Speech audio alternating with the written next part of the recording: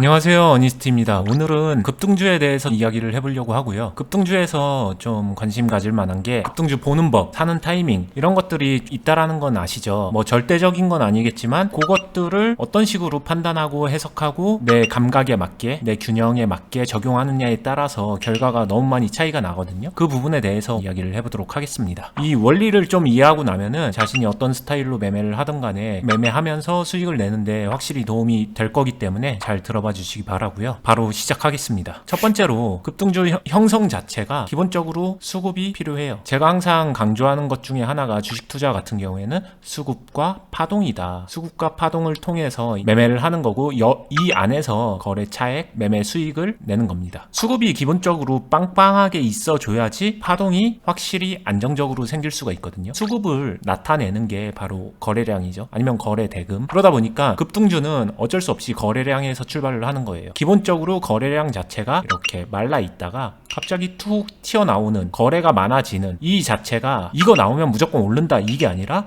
관심도가 증가했구나, 최소한 이 정도는 명확하게 시그널을 주는 겁니다. 당연히 거래량의 변화부터 관찰을 하고 체크를 하면서 판단하고 매매를 해야겠죠. 시장에서 돈이 실제로 몰리는 자리가 어딘지를 볼 줄 알아야 돼요. 그러면은 다시 수급에서 파동으로 넘어옵니다. 어떤 상황일 때 시장에서 돈이 몰리는가, 어떤 상황에서 거래가 좀 많이 형성되는가, 이해관계나 상황 자체가 만들어내는 거래 회전 그런 게 있거든요. 주요한 곳에서 활발하게 매매 행위가 발생되는 암묵적인 약속 같은 포인트 구간들이 있어요. 그런 것들을 좀 체크하려면은 파동을 볼 줄 알면서 같이 관찰하고 그 자리에서 내가 어떤 매매 전략으로 행동하는가, 급등주를 다룰 때 중요한 포인트가 되거든요. 하나씩 얘기를 해보면은 다들 사용하시는 증권사 거래량 상이나 거래대금 상위 종목을 체크할 수 있는 그런 게 있습니다. 뭐 당연히 기본적으로 알고 있을 거고 그거를 체크해주면 되는데, 아침이든 밤이든 오늘 장 다 끝나고 나서 저녁 때 그거를 체크를 해둬도 되고요. 그 안에서 수급이 많이 발생한, 거래량이 많이 발생한 종목들을 둘러보면서 파악을 하는 게 좀 좋고요. 이 과정을 거쳐야지 종목 선정이라는 게 어느 정도 필터가 돼서 선정이 됩니다. 근데 해보신 분들은 알 거예요. 종목을 선정한다는 것 자체가 반복적이고 까다롭고 피로도가 좀 있긴 합니다. 저도 항상 하는데 이 부분이 이제 개인적으로는 비트가 굉장히 충족을 시켜주거든요. 대체제로는 비트를 매매해도 급등주 매매하는 것처럼 얼마든지 활용할 수도 있어서 종목을 매번 선정하는 피로도로부터 좀 벗어날 수 있는 장점도 있습니다. 하지만 요거랑 또 다르게 종목을 선정하면서 그때그때 좋은 종목을 판단하고 급등주나 뭐 요런 매매를 해볼 수도 있는 거, 요거 역시도 선호도에 따라서 할 수 있을 테니까 같이 병행하거나 아니면 어느 한쪽을 더 주력으로 해볼 수는 있겠죠. 어찌됐든 주식에서 급등주 매매를 할 때는 수급이 받쳐주는 종목을 찾아야 돼요. A라는 종목이 매번 수급이 받쳐주는 게 아니라 순간적으로 수급이 받쳐지는, 거래량이 증가하면서 모든 관심도가 집중되는 타이밍이 있습니다. 그 상황이 입등이 가능한 후보에 오르는 거고 급등주 후보 중에 하나인 거죠. 거래가 활발하게 일어난다 이렇게 생각하면 되고, 웬만한 급등주의 웬만한 상황을 비트는 거의 항상 가지고 있는 기본 디폴트 그런 상태인 것 같아요. 각각의 장단점이 있고, 비트 같은 경우는 그래서 종목 선정이 이미 비트코인으로 딱 정해져 있으니까 종목 선정 피로도에서 좀 벗어날 수 있다는 장점이 있죠. 수급은 항상 받쳐져 있으니까 파동만 보면서 집중해서 매매할 수 있다는 장점이 있더라고요. 저도 그래서 최근에는 비트 매매에 많이 집중하면서 매매하고 있고, 그런 장점이 오히려 급등주 다루고 종목 선정하고 할 때 피로도에서 벗어나기도 하고, 그렇다고 안 하냐? 합니다. 하는데 없으면은 안 할 수도 있고 쉬어갈 수도 있고 왔다 갔다 하면서 할 수 있기 때문에 되게 좋지 않나 생각이 들고요. 아무튼 다시 본론으로 들어와서, 아까도 말했지만 급등주의 조건을 갖췄다고 해서 거래량이 많이 터졌다고 해가지고 무조건 그냥 산다, 이건 말이 안 돼요. 제가 과거에도 많이 말씀을 드렸었는데, 그냥 처음 본 사람이 돈 좀 빌려주세요 하는데 그냥 덜컥 돈 빌려주는 거랑 별반 다르지 않습니다. 그렇게 거래량 터졌다고 무턱대고 그 종목을 믿으면 안 된다. 추가로 관찰도 하고 내가 진짜로 매매를 어디서 어떻게 할 것인지 타이밍과 매매 전략을 짜는 거는 파동을 보면서 해야 돼요. 급등주라는 거는 수급이 갖춰진 후보군 중에 하나인 거지, 그 안에서 수익을 내는 거는 파동적인 포인트가 필요합니다. 주식 같은 경우에는 급등한 상태에서 급등이 이뤄졌는데 다시 올라가는 요런 포인트들을 잘 공략해야 되거든요. 그럼 이거는 파동을 좀 볼 줄 알고 상황을 이해할 줄 알고 요렇게 해야 되는 이 부분이 훈련이 좀 돼야 되지 않나 생각을 하고요. 요거 역시도 제가 비트 얘기를 괜히 하는 게 아니라 요 훈련을 비트에서 하게 되면은 주식 투자 실력이 정말 좋아집니다. 좋아집니다. 정말 많이 좋아져요. 실제로 저희 훈련소 안에서도 같이 이제 훈련하면서 하시는 분들이 비트에서 파동 공부를 하면서 파동 훈련을 좀 하고 나서부터는 주식 종목을 다룸에 있어서 그 전과 비교했었을 때 훨씬 더 좋아지는 그런 장점이 있고요. 이유는 비트에서 파동적으로 변화했었을 때 어떤 행동을 해야 되는 거를 쉬지 않고 제시해 줍니다. 그 안에서 맞춰서 하다 보게 되면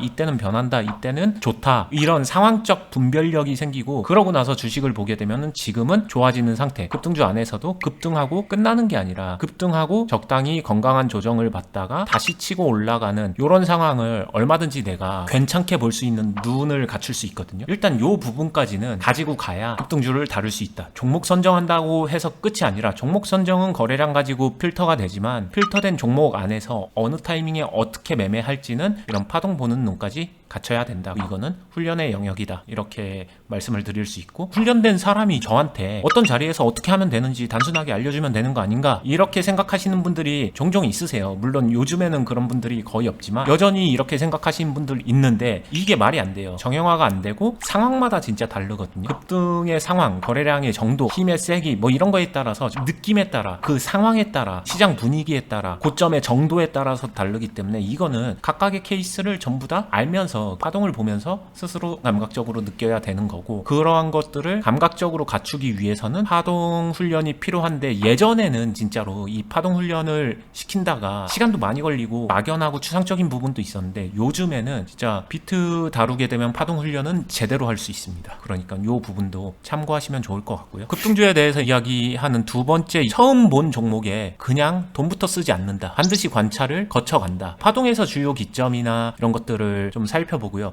특히 요즘에는 시장이 너무 좋으니까 그런 일이 덜한데, 국장 같은 경우에는 이런 형태의 급등주 패턴 되게 많았거든요. 시장이 특히 안 좋아지게 되면 정말 많아요. 확 쏘고 그 다음에 바로 빼버립니다. 그러고 나서 이렇게 올라가 주면은 그나마 다행인데, 확 쏘고 내리고서 하락 엠파동을 만들거든요. 살짝 희망을 주면서 물타게 만들고 확 빼버리는 상태 되게 많거든요. 요즘에는 근데 올랐다가 살짝 눌러주고 고점에서 버티면서 상승 엠파동을 만들어주는 종목들도 굉장히 많죠. 이럴 때 뭐 예전에도 많이 말했지만, 기본 기술적 분석 원리로 말하게 되면 눌림, 재돌파, 돌파, 이런 포인트들이 어차피 다 있어요. 파동에서는 이론적으로 이게 어려운 건 아닙니다. 하지만 이 엠파동을 어느 구간에서 어떤 상황에서 어느 정도 신뢰도 있는 상황과 현상 안에서 내가 적용하고 그 타이밍 안에 매매를 하는가, 분할을 어떻게 하는가, 비중을 어떻게 실는가, 이런 부분들은 다 현실적으로 실전에서 고민해야 되는 부분이라서 이거를 단순 정형화 시키긴 어렵다. 타이밍적으로 무조건 이때만 매매해야 되냐? 아니죠. 약간 받아갈 수도 있고, 분할로 오히려 올라갈 때 했다가 아니다 싶으면 바로 자르고, 올라갈 때 불타서 비중을 키울 수도 있고, 결국에는 손익비 어떻게 맞추는데 이런 것도 다 연결되기 때문에 단순화 시켜서 매매는 이렇게 합니다로 정의할 수 없는 부분이란 거는 투자를 하는 사람이라면 반드시 알고 있어야 돼요. 그러면은 나는 도대체 매매를 어떻게 하라는 거지? 이 부분이 여러분들이 투자를 하면서 짧게는 되게 적은 시간 안에, 길게는 10년 이상도 고민하면서 풀어가야 되는 자기만의 투자 여정이라고 생각하면 돼요. 빨리 풀어내면 1년 안에도 풀어낼 수 있겠지만, 길게 걸리면 10년이 지나도 계속 헤매고 있는 사람들이 많기 때문에 본질적인 부분에 대한 고민은 반드시 필요할 거고요. 그런 것들을 잘하기 위해서는 아무래도 더 잘하는 사람들의 매매 전략, 아니면 손익비를 어떻게 맞춰가는지, 이런 구조적인 부분을 고민하고 탐구하는 심정으로 바라보면서 참고하고 내 걸로 벤치마킹하고 경험도 쌓고, 이런 게 되게 필요하지 않나 생각을 합니다. 게다가 시장도 좋으니까 막연히 환상을 갖고 있다라고 하게 되면, 단순히 종목 골라서 어떤 타이밍에 매매하면은 수익 난다, 이거는 좀 투자라는 거 자체를 쉽게 보는 착각이다. 처음 보는 종목에서 돈부터 쓰지 말라고 한 게 그래서 관찰을 먼저 하라는 거예요. 모르는 종목일수록. 정말 잘하는 사람들은 관찰의 시간이 짧습니다. 짧아도 딱 보면은 알아요. 이미 했던 종목이었을 수도 있고, 이미 알고 있는 종목일 수도 있고, 아니면은 파동 형태나 특징이 본인이 가지고 있는 경험적 데이터, 통계적 데이터 안에서 비슷한 패턴의 파동들을 알고 있기 때문에 관찰을 딱 했었을 때 되게 빨리빨리 파악이 되는 경향이 있거든요. 근데 그건 잘하는 사람, 정말 부드럽게 많이 해본 사람들이 가능한 거고요. 초보일수록 아무래도 관찰 시간이 좀 더 걸립니다. 근데 이게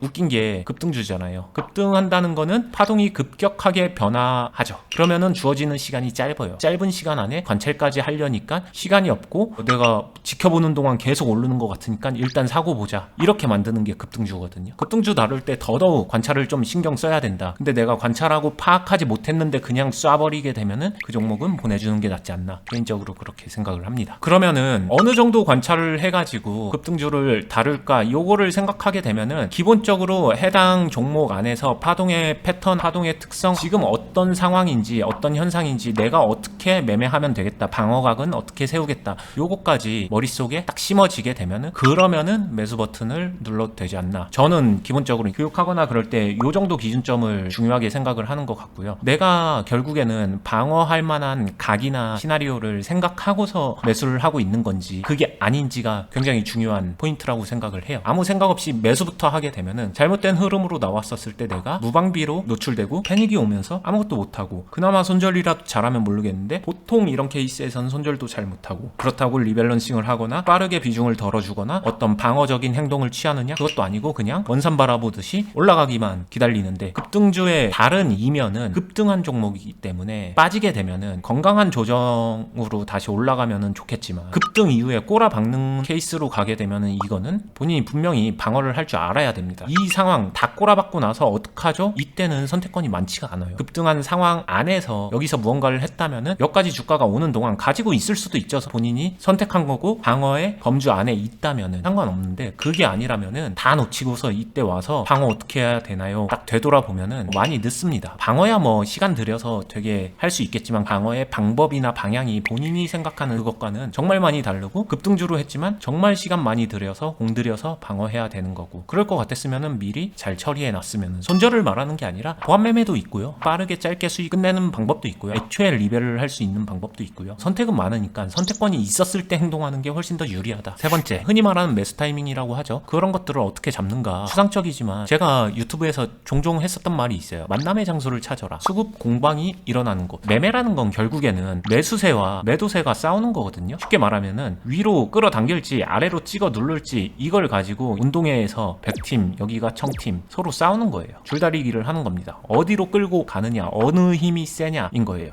이 전제 조건은 싸움이 붙어야죠. 막 싸움이 붙어야 돼요. 이 시합이 벌어져야 위로든 아래로든 가는데, 내가 행동하는 시점은 딱 요 정도인 것 같아요. 공방이 붙고 나서 살짝 올라가면서 100팀이 이기겠구나, 위로 좀 끌고 올라가는구나, 살짝 벗어나는 요런 시점이거든요. 이거를 파동으로 보게 되면은 이렇게 올라갔다가 살짝 끄집어 올리는, 이런 게 보통 돌파 때 많이 나오는데, 이렇게 끌고 올라가는 그런 초입에서 타이밍적으로 좀 괜찮지 않나 생각을 합니다. 완전히 이기고 나서 들어가면은 어떻게 되냐, 그럴 수도 있죠. 이게 더 잘 가주면 상관없는데, 누가 봐도 100팀이 이겼어 했었을 때 들어가면은 이길 거 다 이겨서 이미 이 시합을 이긴 사람들은 나는 이제 시합 그만할 거야 하면서 빠져나가기도 하거든요. 너도 나도 뛰어 들어올 때 나는 이 시합에서 손 뗄 거니까 남은 사람끼리 알아서 해, 이거예요. 힘 센 사람들이 붙어서 끄집어 올려서 이겨놨는데, 그 힘 센 사람들이 손 놓은 겁니다. 그러고서 일반 힘 약한 개인들이 달라붙는 거죠. 그러다 보면은 아래로 당기는 힘에 져요. 결국엔 집니다. 힘 세게 이겼었던 사람들이 100팀에서 1000팀으로 옮겨 타는 거예요. 난 그만할랜다. 이 말이 이 사람들 매도를 한다는 거기 때문에 힘 셌던 사람들이 여기로 옮겨가는 거죠. 대신에 내가 붙는 거고, 내가 그 사람들보다 힘이 약한데 결국에 시합은 다시 1000팀으로 기울어지면서 음봉 하락세가 나오는 거고, 요때 들어가면 내가 지는 거죠. 여기서 중요한 포인트가 현실적으로 만남의 장소를 파악하고 만남의 장소에서 시합이 기울기 시작하게 되면 나는 용기 내서 들어가야 돼요. 그 사람들이 나갈 때 나도 같이 나갈 수 있는 그 정도 타이밍 조정은 필요하지 않나. 나 혼자 안전하게 하겠다고 너무 늦게 들어갈 바에는 차라리 이거 안 하는 게 낫지 않나, 이런 생각도 합니다. 마지막으로 네 번째는 뻔한 얘기지만 모든 투자에서 그렇지만 특히 급등주를 다룰 때 빠질 수 없는 게, 결국에는 리스크와 손익비에 대해서 논할 수밖에 없을 것 같고요. 리스크를 전제하고서 용기 내서 행동을 하는 거고요. 급등주를 다룬다 자체가 리스크를 제거할 수는 없습니다. 하지만 리스크를 통제할 수는 있어요. 리스크를 매매하면서 컨트롤하면서 통제하고 있는 건지, 제한되는 리스크 안에서 행동하고 있는 건지, 이런 것들을 잘 판단했으면 좋겠고요. 이런 부분이 부족하면 부족할수록 훈련을 통해서 보완하는 게 좋지 않을까 생각을 해봅니다. 마지막 이야기는 너무 뻔한 얘기라서 깊게 얘기 안 해도 다른 영상들에서 많이 얘기했었으니까, 리스크 통제 안 되는데 급등주 막 다루게 되면 시장 좋을 때야 얻어 걸리는 것도 많이 걸릴 수 있어요. 근데 시장이 조금만 변화하더라도 당장 박살날 수 있는 그런 매매이기 때문에 리스크를 통제하면서 매매를 했으면 좋겠고요. 이런 부분들, 리스크 통제부터 급등주 기본적으로 파동을 활용해서 어떤 타이밍에 어떻게 매매를 해야 되는지 모든 그런 것들은 저는 급등주다 아니다 이런 게 아니라 수급과 파동 안에서 이러한 현상을 다룰 줄 알게 되면은 매매는 자연스럽게 따라오는 게 아닌가. 이 부분은 요즘에 훈련소에서 비트 다루면서도 굉장히 많이 훈련시키고 있기 때문에 여기에 같이 함께 제대로 한번 열심히 훈련해보고 싶다 하시는 분들은 훈련생 신청하셔서 같이 해보는 것도 너무 좋을 것 같습니다. 전제 조건은 열심히 어느 정도 해야 된다. 열심히 한다의 기준이 좀 모호하긴 하지만 본인 스스로 이렇게 성장하려는 그런 의지와 열정은 있어야 되지 않나. 일지 열심히 쓰면서 같이 훈련하면서 이렇게 하게 되면은 이 안에서 도움받는 부분도 많이 있을 거예요. 제가 실제로 그 안에서 다른 교육이나 뭐 이런 것들 교육방송이나 실전 교육방송이나 추가로 해주는 경우도 있어가지고 그런 것들 보면은 매매에도 도움이 될 테니까 참고하시면은 좋을 것 같고요. 오늘 이야기를 좀 정리해보면요, 급등주에서 손실을 보는 이유는 단순히 타이밍을 못 맞춰서 그렇게 딱 정의하기는 어렵고 아무런 준비 없이 처음 본 종목에 들어가거나 눌림목이나 하락 추세 이런 것들 구분 못하고 만남의 장소 모르고 현상이나 이런 거 전혀 모르는 상태에서 아 오르겠지 하고 진입하거나 근거 없는 확신으로 버티다가 리스크 통제 전혀 안 되고 손절도 못하고 그렇다고 다른 방어 행동 아무것도 안 하고 다 미루고 이런 경우에 급등주에서 대체로 손실을 보는 이유라고 생각을 합니다. 결국 이러한 습관들이 반복되면서 계좌는 서서히 무너지는 거거든요. 근데 반대로 생각하게 되면은 자신이 가지고 있는 잘못된 습관들을 하나하나 교정하게 되면 계좌는 좋아져요. 급등주를 해야 좋아지는 게 아니라 그 상태에서는 급등주를 하든 천천히 안전적인 종목을 하든 비트를 하든 주식을 하든 뭘 하든 간에 내 습관 가스에 걸맞게 계좌는 커질 수 있기 때문에 좋은 습관을 가진 투자자가 됐으면 좋겠습니다. 오늘도 긴 영상 봐주셔서 감사하고 실전에 더 도움되는 영상으로 찾아뵙도록 하겠습니다. 감사합니다.